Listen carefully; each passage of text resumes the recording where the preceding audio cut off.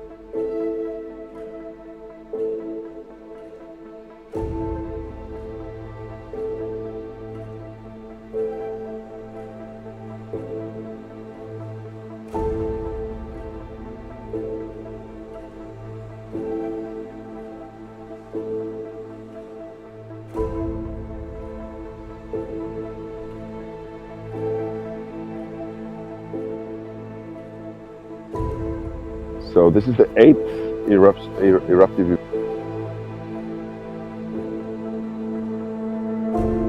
The last two, this one that started on May 29th, and the last one have been somewhat longer.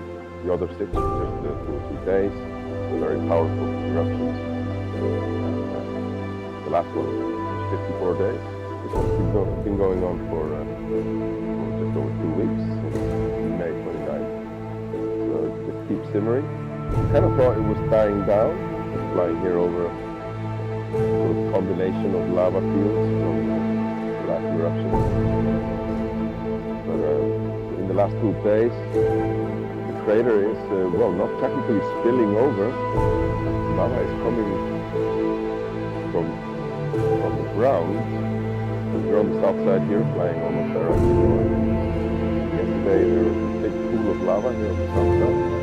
The walls broke and it flowed all the way to the east. So right here. Quite spectacular. The sightseeing flight for helicopters. On the far side, the left, on the northwest side, there is a river, lava, starting out to a large lake. Flow increased somewhat today again, and it's been quite spectacular.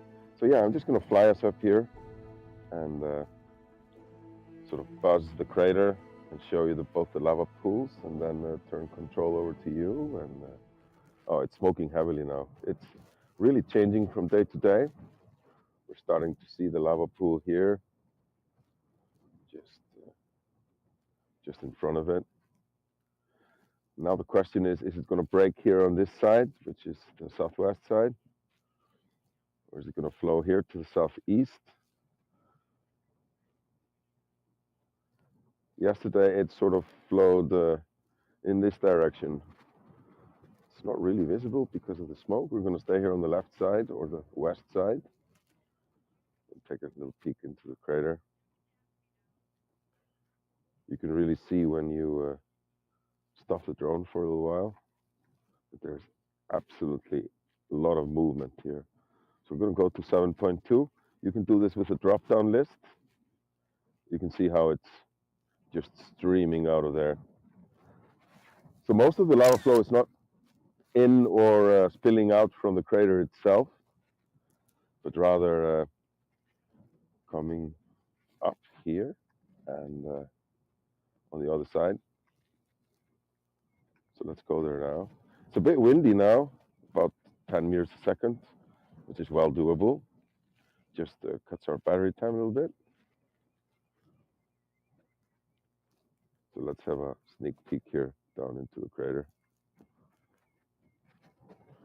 It's about the size of an Olympic swimming pool, or maybe a little larger.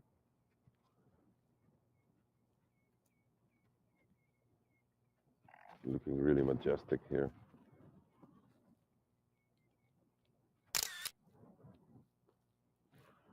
And the nice thing is that the wind is blowing all the gas to the east, which is nice for me because I'm here on the south side. So let's take a look at the lava river here from this direction. So it sort of flows here underground. It comes up here, which looks pretty awesome. You can see the movement here. I'm going to switch to tripod mode, so I'm going to fly really slowly here. And try to set the focus like this. Yeah, that's good. So it sort of snakes there. I was just flying for an educational flight for a class of second graders. Someone screamed Frodo in the class, which I found pretty cool. It's like dragon scale or something, and it just keeps getting more and more majestic as we go on here. So here it comes up here again. Looks kind of similar to that pool on the south side. I'm just gonna go to a nice location and stop for a while so you can really see that movement, which is quite substantial. it's kind of hard to grasp the scale or size, you know, from this altitude, but it looks really, really awesome. So it's changing from day to day, or even from noon to evening. You never know where it's going to break out next. And go back to the tripod mode, so you can you see it here bubbling and simmering. So it's a really, really like an otherworldly experience here. And this location is, I normally fly up in the Lake Mývatn in the northeast, which is a geologist paradise as well, where the whole landscape is only formed in the last 9,000 years. Now, of course, here we're watching a landscape being formed in real time. And this is our first so-called pop-up location. We have, of course, locations all over the world, wildlife locations in nature reserves, and historic sites like Machu Picchu. And this location, or the Iceland locations, are of course all about wide-angle, majestic views of nature. So you can see here how it's fanning out into this huge sort of lake, which is all on the move as well. So it forms this beautiful crust on top, which has these awesome shapes. You can see it's actually on the move. And it forms, of course, an isolating crust, right, which keeps the lava under there still glowing hot. You can see it in places, of course, here. And it just flows along the topography of the land here, just trying to well, follows gravity basically. And today it has spilled over down here into this valley. Oh, it's actually doing that right now. So these pools are formed. And you can see a lot of movement here. Because of course it's trying to flow downwards wherever it can. Oh, there it is. So try to get us out of the smoke here and fix the focus. Focus doesn't really like smoke. Oh, that's pretty awesome.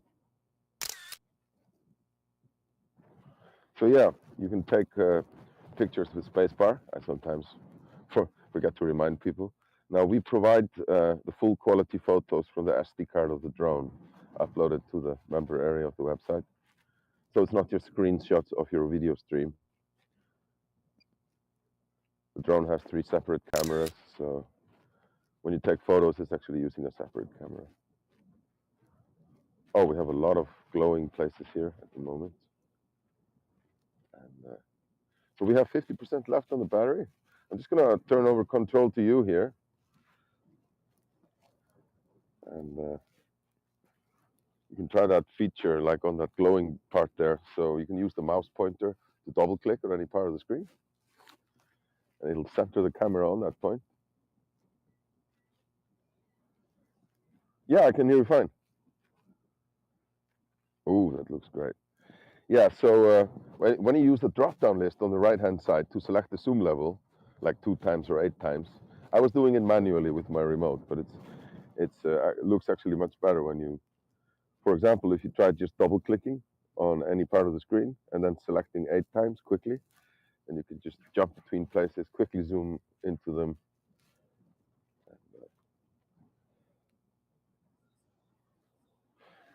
So this drone has optical zoom from 1 times to 2.2 times zoom. And then you have a digital zoom range, which is of course never good, up to 7.2. So 7.2 up to realistically about 10. We're using this drone and a thermal drone in safari wildlife locations where you can view wildlife, giraffes and zebras and whatnot. And then we can stay at a safe altitude, and it can actually zoom up to 56 times, but when viewing landscapes, that's not really realistic. So up to 10 times for good quality, I would say.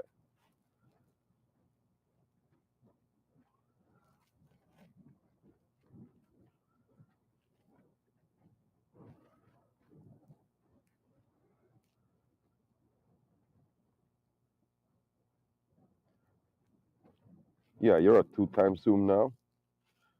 You can see how fast it flows on that narrow part. Should bring it a little higher.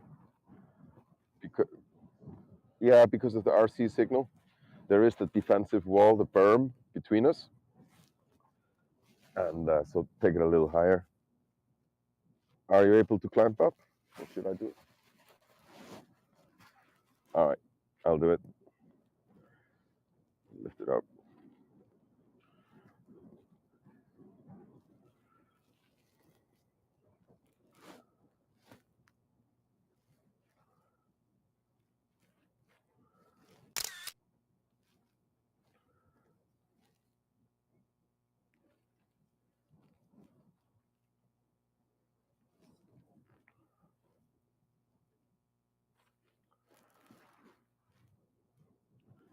Yeah, you can pretty much just go straight forward and lift the camera up a bit, then you see where you are. It follows that path.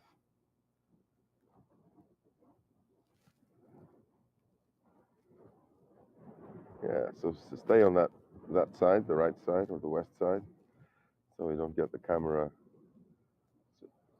No, I mean just so we don't on the smoke side.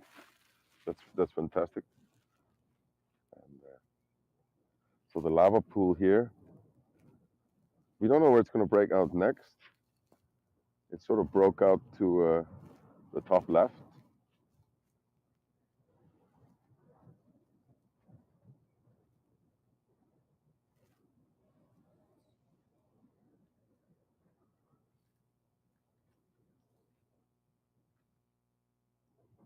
It's really becoming more powerful actually in the last 2 days.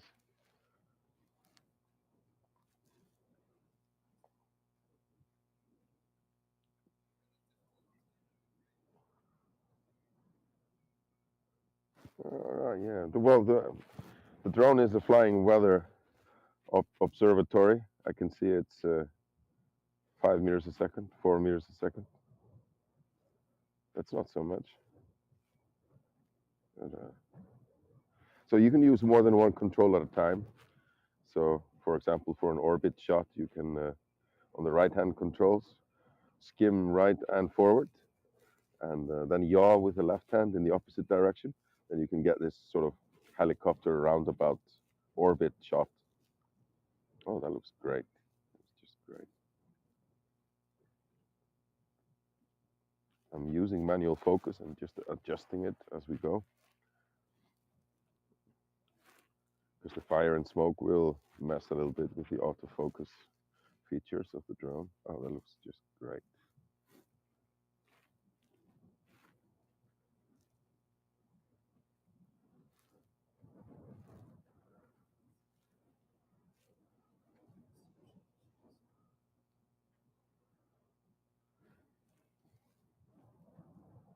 Well, I got a full signal. And sometimes if your internet connection is not so good, then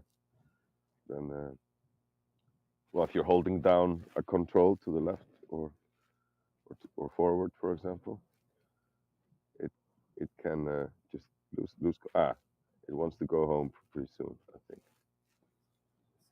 So since it's your first flight with Nature Eye, and you're streaming this, then my next booking is around 10. So I might just throw in another battery for you, so you can take another peek. How does that sound? All right, then I might just take control here, and it always looks better when I bring it home, rather than have it just fly in a robotic fashion, like it does, straight home. So that looks really amazing. So it might actually break out here on the right side, as it did yesterday. It went sort of to this side here, and you can't really see it in the smoke.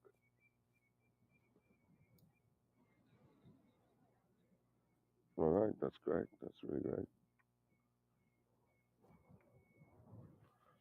Of course, it's a quadcopter, so it can fly sideways or any way you please.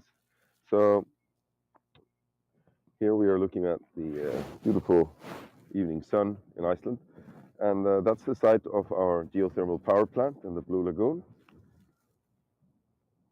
Great place for a geothermal power plant at the moment. But the thing is, there is a sort of ledge of solid rock uh, underneath there.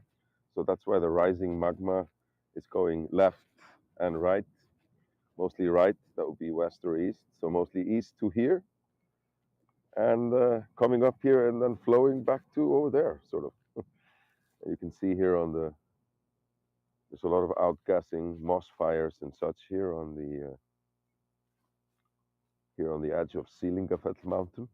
Sýlingafell Mountain is between the eruption and the site of the geothermal power plant. Oh, it wants to take over from me. All right. So we're not going to allow that. So you can see the town of Grindavík here, beautiful Icelandic fishing town on the southwest corner of Iceland, or the south side of Reykjanes Peninsula. Now, the last time this area erupted was late 12th century till the early 14th. Nobody was really expecting it to wake up, and those who have maybe been here or know about the eruptions from 2021. So that was right over here, right where Fagradalsfjall is, and it's a beautiful lava field. That was from 2021 to March 23. And, it's a lot of hiking paths there, and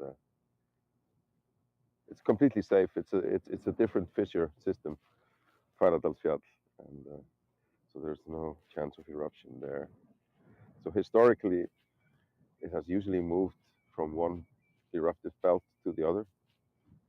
So this is the next one to the west. It's a lot of critical infrastructure in Iceland here, of course. International airport is on the westernmost eruptive belt. But our superstar geologist, Haraldur Sigurðsson, I think he predicted that this specific eruption, will end on the 6th of July, July 6th. He didn't give a specific time, but yeah, so I'm going to go with that. So we're going to have an eruption until July the 6th.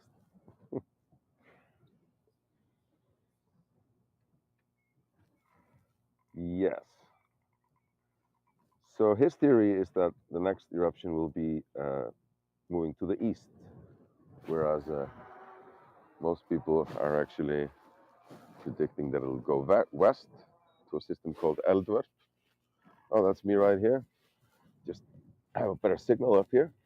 So I'm just going to chuck in another battery, and we'll regain the video in just a minute.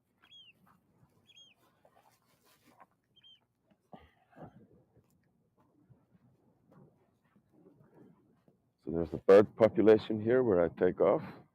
Took them like 2 or 3 days to accept my drone into their inner circle. So they're fine with it now. It's one of them.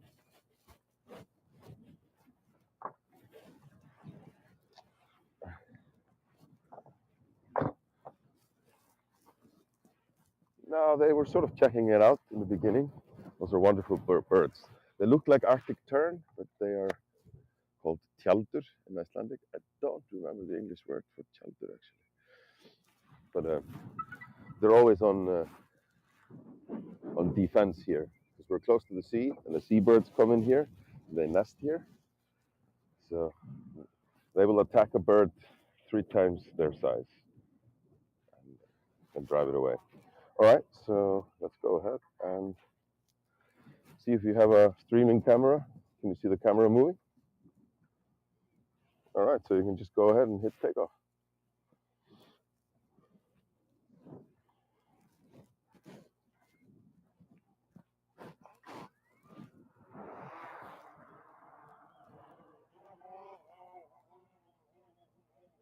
So I suggest you just press forward and hold it and fly all the way there.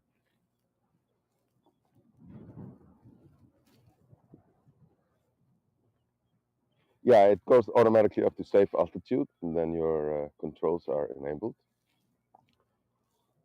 I'm monitoring the flight because I don't have any geofence in place. Because this is, as I say, here you can see the defensive wall. Well, I can actually, let me just take over and use the sports mode, manual mode. I can fly considerably faster. Go up to 20 meters a second. That's 72 kilometers an hour. We can use our time a little better. So I'll just fly directly up there and give you control once we are on. Yeah. So it's a really beautiful lava field.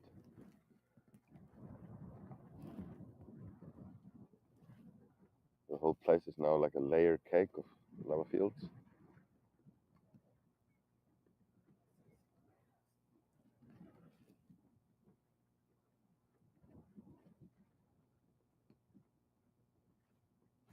Yeah, so there's a lot of damage here from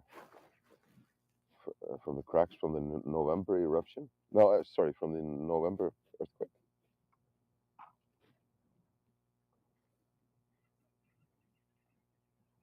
So yeah, I mean, it's a really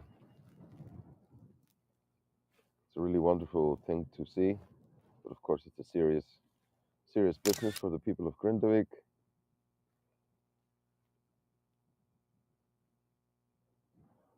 But yeah, we did a stream with Sean Wilsey on January 14th, which where we actually saw a fissure come out of the ground live on a YouTube stream. And I was filming later that night, and when we left, the lava was flowing into Grindavik.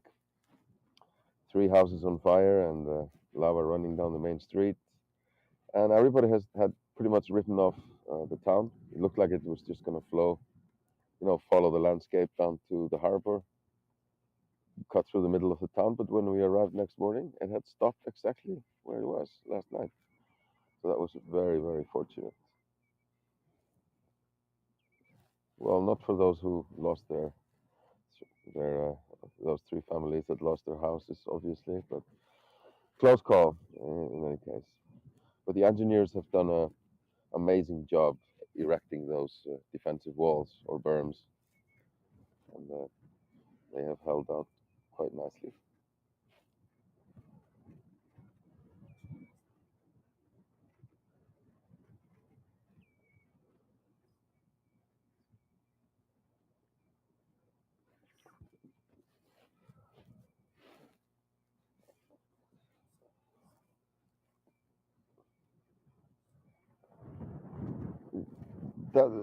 That's a good point. I was very worried that they would look awful and just ruin the landscape, but that turns out to be not the case. Another surprise. Now, I'm not an engineer, but I just assumed that you would try to use building material, rock that had a higher melting point, but that seems to be not the method. The method is that they use the same type of rock, basalt in this case, to the one that actually is erupting. So when it makes contact with the defensive wall, the berm, it forms a sort of protective layer, so the lava stream will run alongside it rather than just melt through it. All right, I'm just gonna swap over control to you. So it's all yours.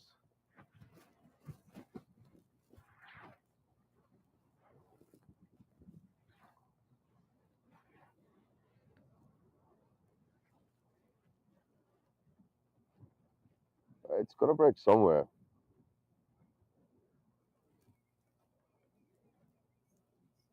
Seems to be filling up to the rim, yeah. But normally it's where you see it glowing, where most of the action is.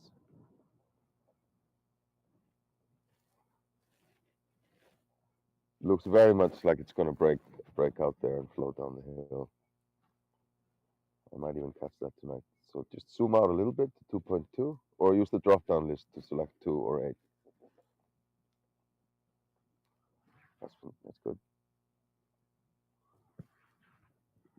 try and focus on a rock here rather than.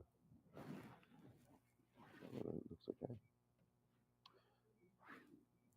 Ooh, yeah, you could double click on that point and select the 8 zoom range. See if we. Oh yeah, you can do it manually like that, or use the drop-down list. Try and fix the focus a little bit. So yeah.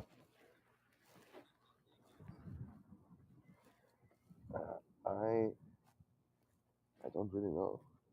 It's very hard to, as I said before, sort of grasp the scale of things and the size here.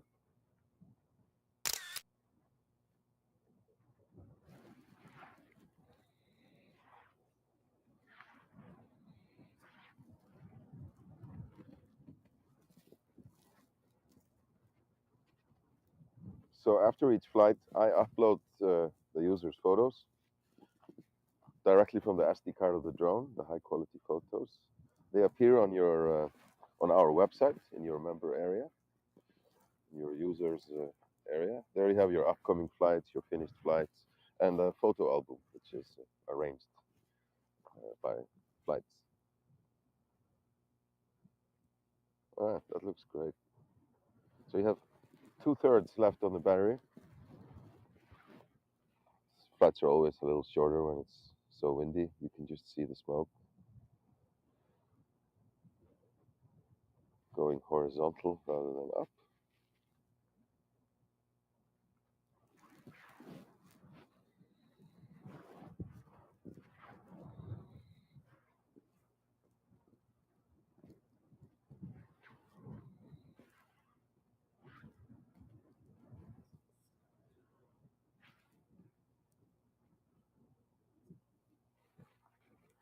Doesn't get much cooler than this. Yes, that's true.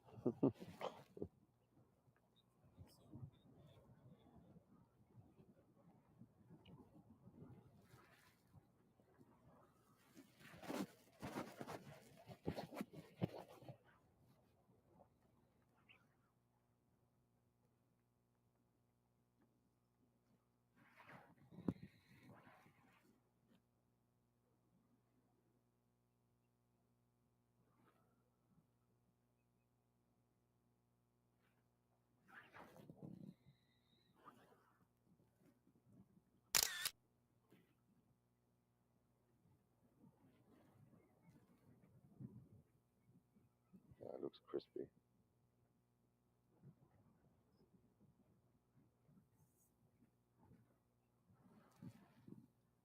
Well, you could.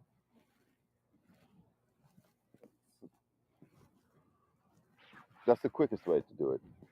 Once you become more acquainted with flying the drone like this remotely, then you can of course move the camera up and down, or back the drone out a little bit. Yeah.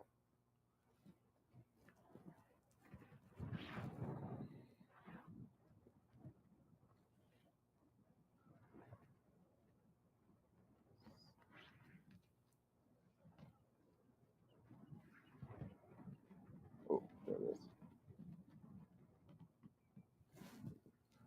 It's really bubbling.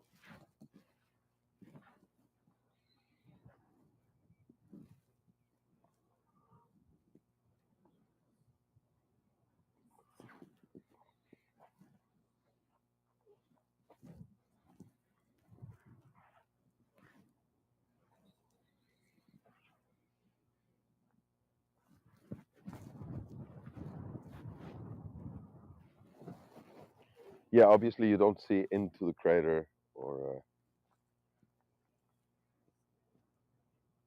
try not to just go over it. So just go along the edge like this, yeah, and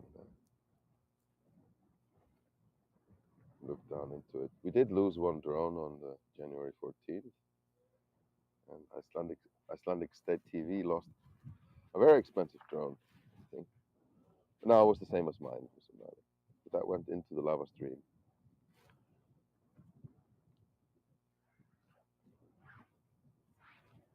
We think it's electromagnetic radiation from it.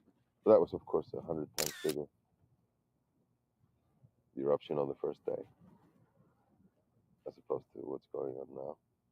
So if you want to take a sneak peek at the lava river on the northwest, then you're down to 55% battery.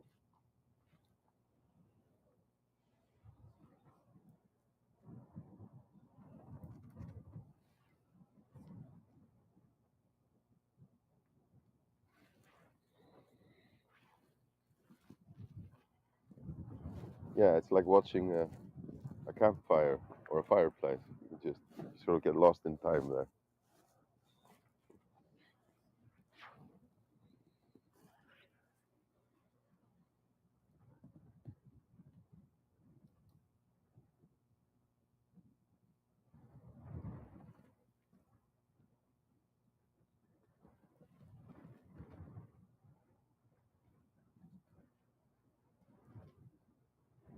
So yeah, right there.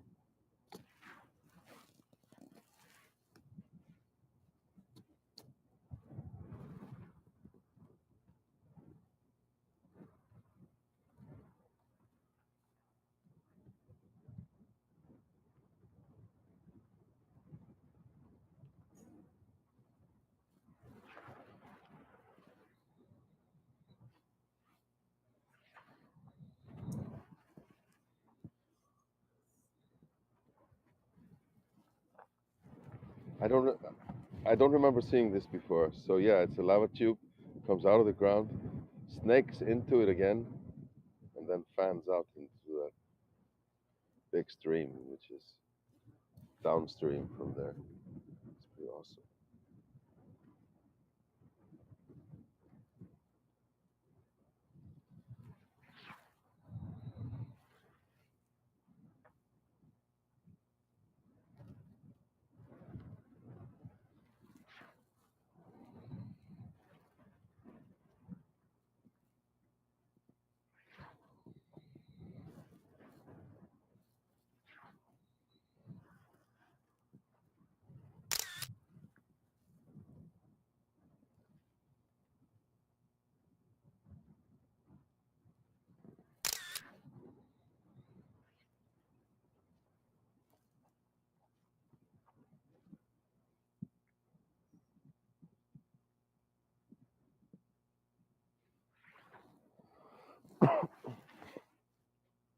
Excuse me.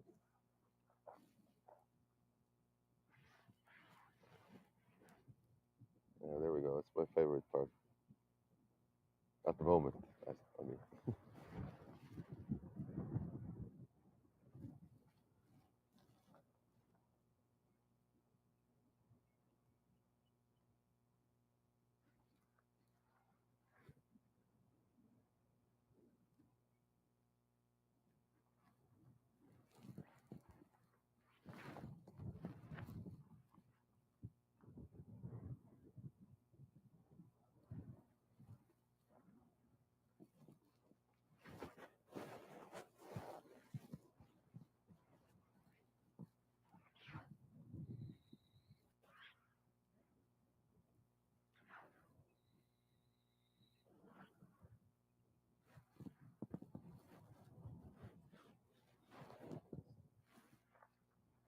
yeah, and just before today, lava was breaking out from the edges of it to sort of the southwest, which is the far left part of your screen now, and also where it is smoking on the edges, right up there.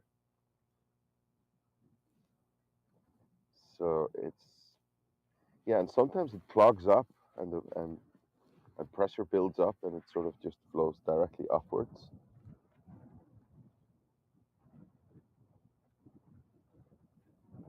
Oh, that's really cool.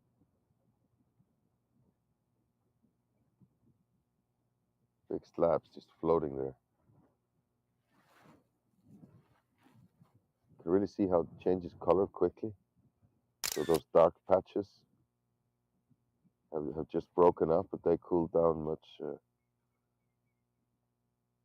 earlier than the ones that have this sort of silvery light color.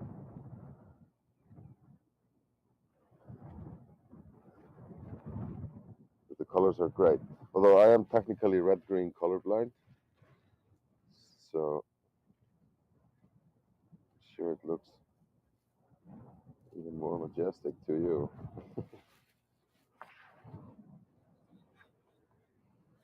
It just means you can't get a professional pilot license. That's all.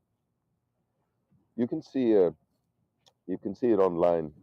It's called the Izihara test after the doctor who discovered red-green color blindness. You can even see on the internet like samples of how I see colors as opposed to how you see them. Most people are very surprised, just see colors differently. It's not like we see black and white. Oh, that looks just amazing. That narrow channel where it flows really fast.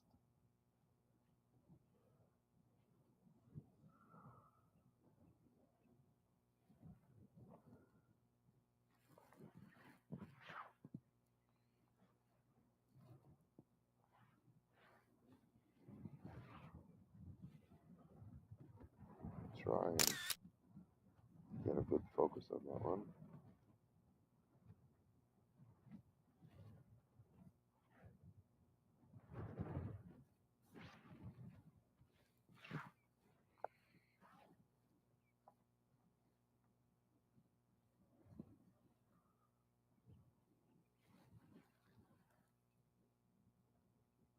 All right.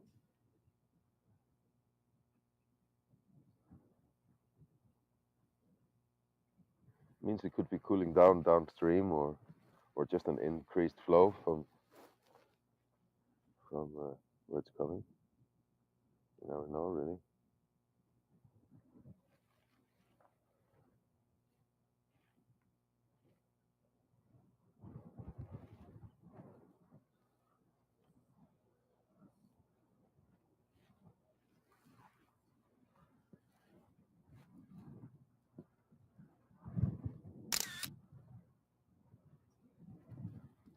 Yeah, so right after the flight, I will upload them.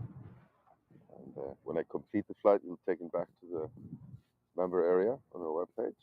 And the photo album might say something like photos processing. That's just because I'm uploading them. And we have a very fast internet here. We are streaming this through high-performance Starlink.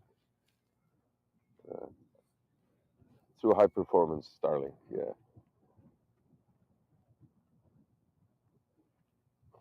The photos I'll upload through my 5G mobile network. So there's a big tower on Mount Thornbjörn right next to here. So yeah, Starlink works great in Iceland. It didn't a year ago. They've added a lot of satellites to cover the Arctic and North Atlantic area.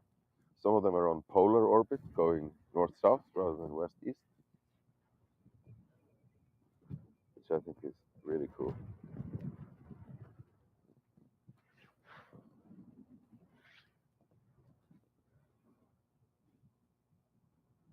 It is breaking out to the side, yeah. Maybe just momentarily, but breaking out nonetheless.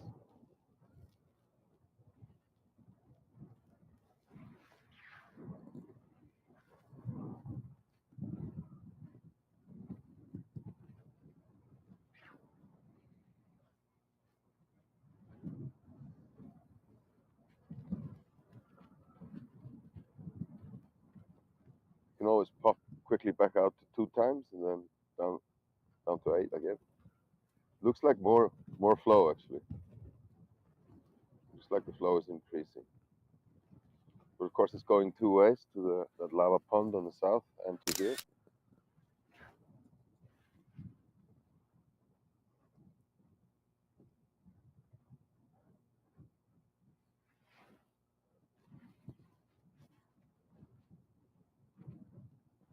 You're at 30% and we're 3.2 kilometers away, so it's gonna return home pretty quickly.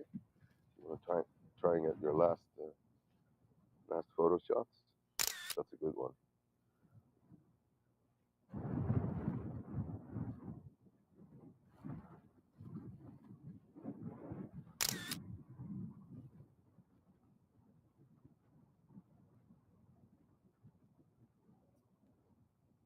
That is pretty cool. Can't argue with that. All right.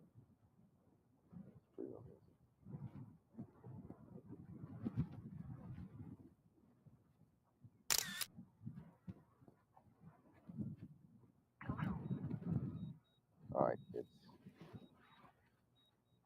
It's switching to auto return, but I'm gonna take over though, nonetheless.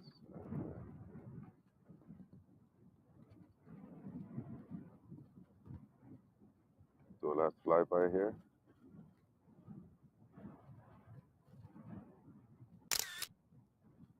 See what's going on here.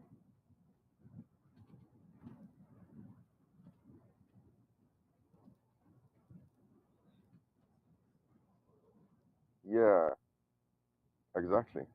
I was thinking the same. Might have to do with what we just seen, the increased flow to the other side. But you see, there's a lot of smoke here on the south side. So I'm thinking it just clogs up and then sort of melts its way through again.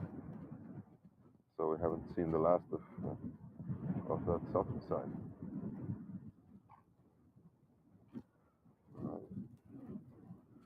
It's heavy wind, so I'm going to speed up. Try and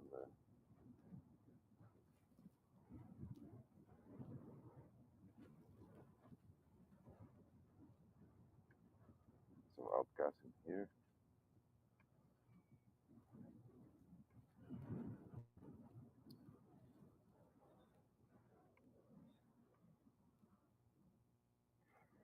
Yeah, I'm just on just when I'm a little closer, I'm pushing it a little bit with 22% left, and I'm still 1.7 kilometers away. So I just want to make sure that I will get back.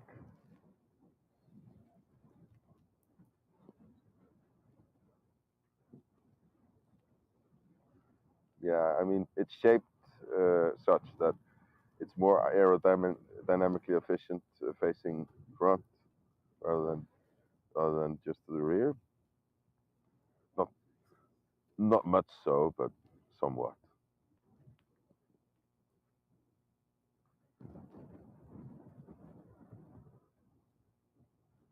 I'm going 20 meters a second, and I have 11 meters a second tailwind, so I'm not really risking it here.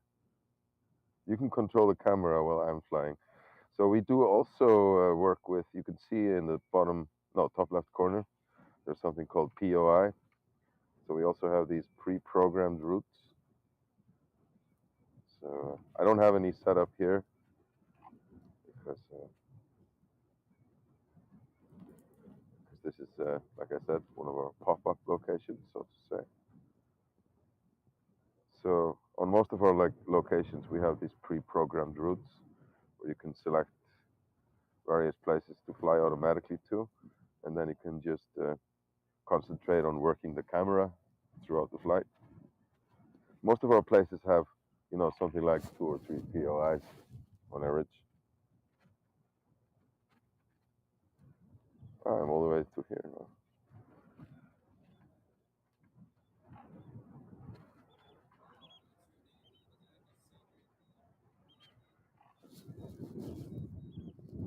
All right, yeah, we all got these bird names. So,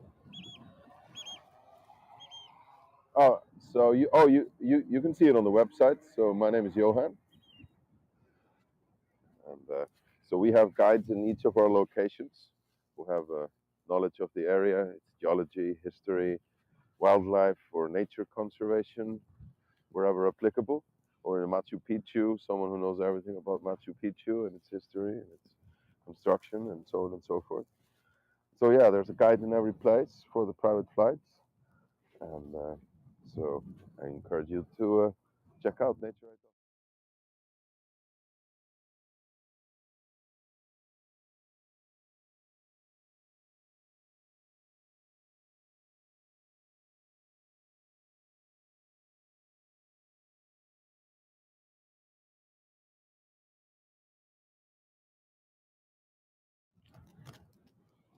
Okay, thank you. I enjoyed it as well. Thank you very much, and goodbye to everyone. Thank you. Bye bye.